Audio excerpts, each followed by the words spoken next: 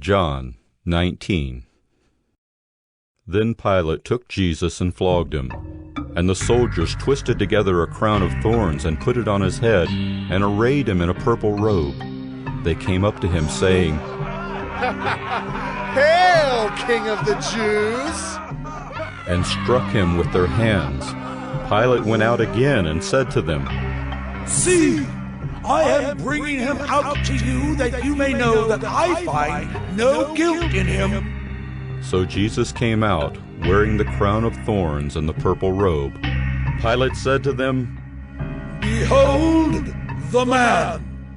When the chief priest and the officers saw him, they cried out, "Crucify him!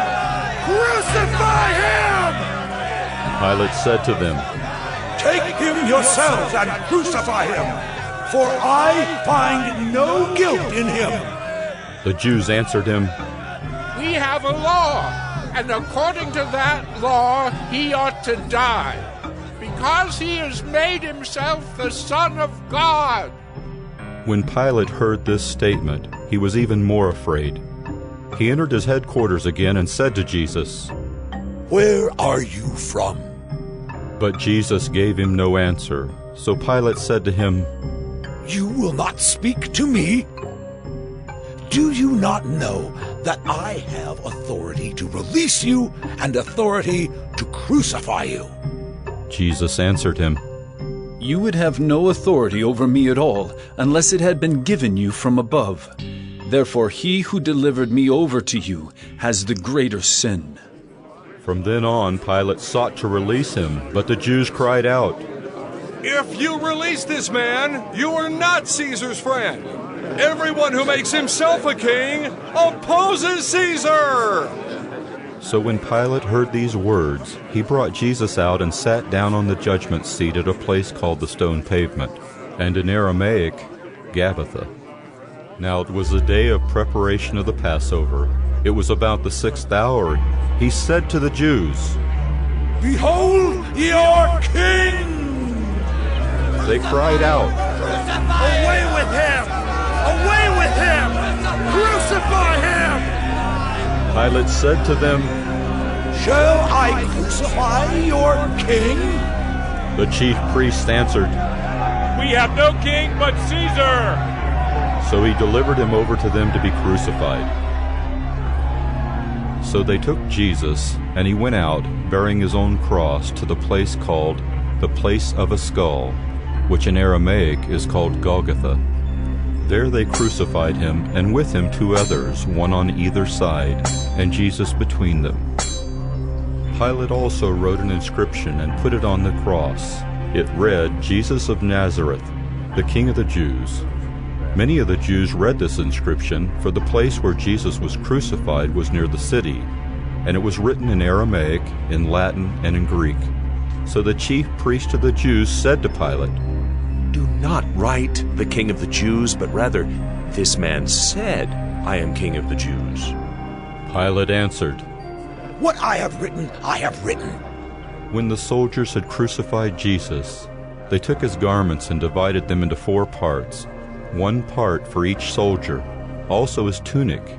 But the tunic was seamless, woven in 1 piece from top to bottom. So they said to one another, "Let us not tear it, but cast lots for it to see whose it shall be." This was to fulfill the scripture which says, "They divided my garments among them, and for my clothing they cast lots." So the soldiers did these things. But standing by the cross of Jesus were his mother and his mother's sister, Mary the wife of Clopas, and Mary Magdalene. When Jesus saw his mother and the disciple whom he loved standing nearby, he said to his mother, "Woman, behold, your son." Then he said to the disciple, "Behold, your mother." And from that hour the disciple took her to his own home. After this, Jesus, knowing that all was now finished, said, to fulfill the scripture, "I thirst." A jar full of sour wine stood there. So they put a sponge full of the sour wine on a hyssop branch and held it to his mouth. When Jesus had received the sour wine, he said, "It is finished." And he bowed his head and gave up his spirit. Since it was a day of preparation, and so that the bodies would not remain on the cross on the Sabbath, for that Sabbath was a high day, the Jews asked Pilate that their legs might be broken and that they might be taken away. So the soldiers came and broke the legs of the first and of the other who had been crucified with him. But when they came to Jesus and saw that he was already dead, they did not break his legs. But one of the soldiers pierced his side with a spear, and at once there came out blood and water. He who saw it has borne witness. His testimony is true, and he knows that he is telling the truth, that you also may believe. For these things took place that the scripture might be fulfilled. Not one of his bones will be broken. And again another scripture says, They will look on him whom they have pierced.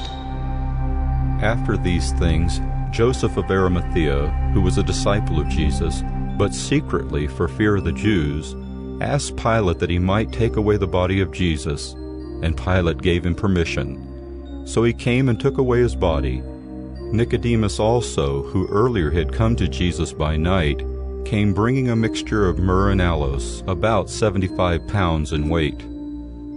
So they took the body of Jesus and bound it in linen cloths with the spices, as is the burial custom of the Jews. Now in the place where he was crucified there was a garden, and in the garden a new tomb in which no one had yet been laid. So because of the Jewish day of preparation, since the tomb was close at hand, they laid Jesus there.